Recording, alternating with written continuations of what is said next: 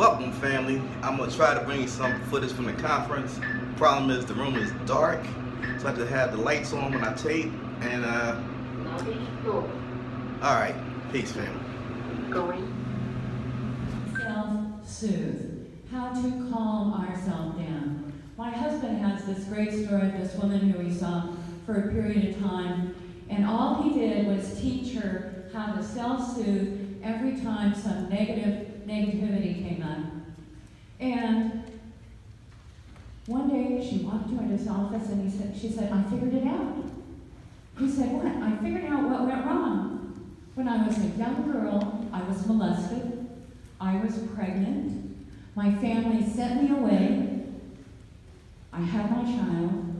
They gave that child up to adoption and then sent me home and never mentioned it again. I didn't know whether it happened or not. And she says, I know what happened. So that self-soothing is the beginning steps. And then, as we talked about, we have to be able to take a look inside ourselves. We need to be able to know what our body is telling us, what our emotions are telling us, what our thoughts are telling us. Without that ability to have insight, we don't have an opportunity to change who we are in the world. And all of what I'm talking to you about today is part of my Mind Matters curriculum that I'm talking about running after this program. So the first step of building a relationship is looking inside to find out what's going on inside of you so you can change that, and you need to be self-soothe enough so that it's safe enough to look. Next is finding the right partner. You know, in the world we talk about it takes a village to raise a child. I want you to know, it takes a village to help Carolyn find a partner. This was not an easy choice.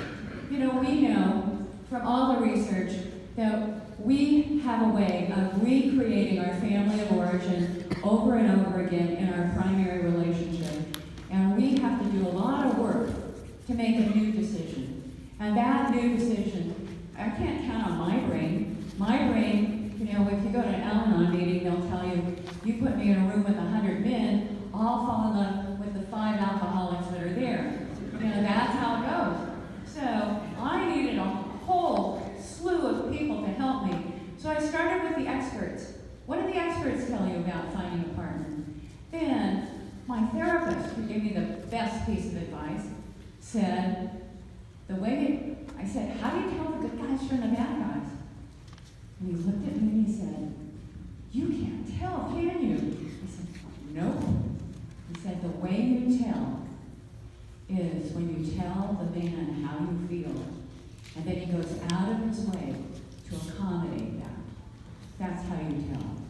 I'll tell you, that was the best word, was going out to cut down Christmas trees with my son. And the fellow in the car turns to my son and says, what kind of music do you like to listen to? And my son said, rock. And I said, that's great. This car only listens to country western. I thought, thank you. I don't need to go on another date with you. It's all decided right now. Okay, so one is you call in the experts. The next is I've been looking for role models. I looked around and looked at other couples and I said, what kind of relationship do I want? You know, and I looked at how these men treated their wives. I took a look at their interaction. I looked how I felt around those people, and I went, okay, now I know what this is going to look like. Next is I began telling my friends that I was interested in meeting someone, and they were great. They were truly great. I remember one of my friends saying, now Carolyn, I can't believe you're saying that to me. And he said to me in these beautiful words, I love you, you're stupid. Don't you know?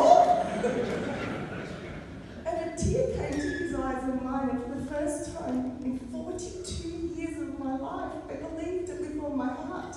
He did love me. He did. even though he didn't know how to show it in a better way. So,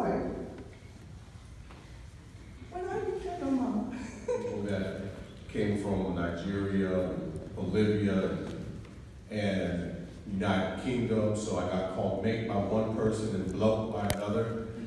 But here's the thing, it's years ago when George Henderson asked me, why do you don't want to call it Arizona Fathers and Families Coalition, do you? And I said, no, I want to call it national. And I learned things to George.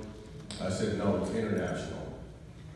So while we have to take care of business at home and start growing a true coalition, which we hope that you all become a member or affiliate, because when you do that, you grow in influence, not power. Power is a false presence of ability to make a difference. Influence is deeper. The influence of having Senator Kamala Harris, who gave greetings to us, to be able to connect with her, regardless of your party, or a Congresswoman, Sheila Jackson-Lee from Texas, and I'm not from Texas, who was able to give a video that lasted so long, and I made commentary with her, and I said, we're like wearing a lot of colors, you're so bright. But what happens is they'll start to listen to you about what you need. Or I can go to Scott, and hopefully you never gave me a ticket in Glendale, because I might have been speeding once. But I can go with him and not have a conversation at him. Or his predecessor, Vicky Tereski, who allowed me to come, and we just started talking about these different functionalities. And she had this chart that she called her bubbles back then. One day he says to me, "Shane, you pay child support?" "Yeah, I pay child support." He goes, "Well, tell me what that looks like." And so, because at that time, anytime I got to tell my story, like people would pat me on the back, put a little Superman cape on me and tell me how awesome I was. So I was like, "Hey man, so this is what happens. On payday, she meets me at work, we walk across the street, I cash my check, I give her $100 cash." Remember, minimum wage was only $4.25 back then, so $100 was a lot of money. And then I give her the cash, get my Superman pose, give me my cape, tell me how awesome I am. And he says, "Well, shit, it's great that you're providing for your daughter, but you're not protecting her." I was like, "Tell me I'm not protecting her." Because, "And you're not protecting yourself, my man, you're crazy." He says, "What happens if someday she says, you don't pay child support?" I said, "Well, here's the thing. Like me and Wendy." All right, just want to show you guys what I'm gonna eat today. I'm doing intermittent fasting, so this is all I'm gonna eat for today. I got some curry chicken. Smells good. Smells real good. It's not a lot in the bowl, but it smells good. And some lasagna. Somebody told me this was good, so decided to give it a try. And so I have my sparkling water, as I like, and I'm gonna put a lemon in the sparkling water. That's about half. Sparkling water, curry chicken, and some lasagna. This came to $45. All right, family. Peace. Fall in love with those boys. We have no understanding in this culture that if girls and women said, we will fall in love with boys and men will walk on their hands, that we guys here would be competing to have hand walking contests within a few hours.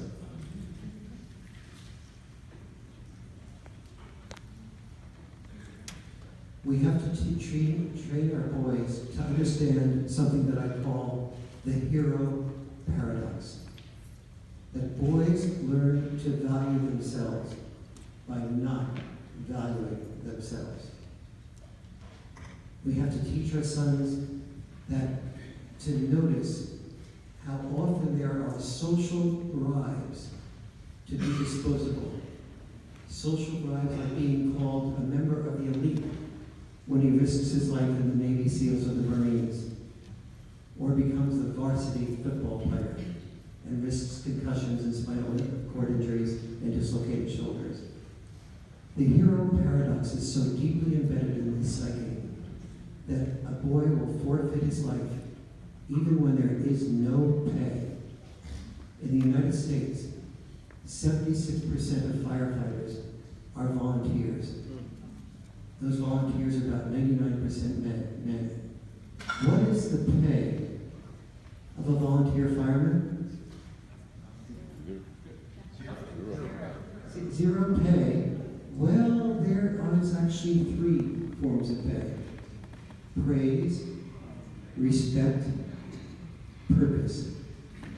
These are social bribes for boys to be disposable. The 5th most important thing we can help our schools do is to begin communication skills training in the 1st and 2nd grade, as they do in Denmark, with a great deal of success. The single most important thing society can do, the type of work that James Murray is beginning to work on here, that just spoke at the conference, to create, and beyond what James is doing, to create a White House Council on Boys and Men, make so that we train boys to be father warriors, and we train boys to understand, and women and teachers to understand, that once a family earns more than $50,000 a year, a dad's time is worth more than a dad's dime. That child support enforcement should be either time or money, but the time is more valuable to the child than the money.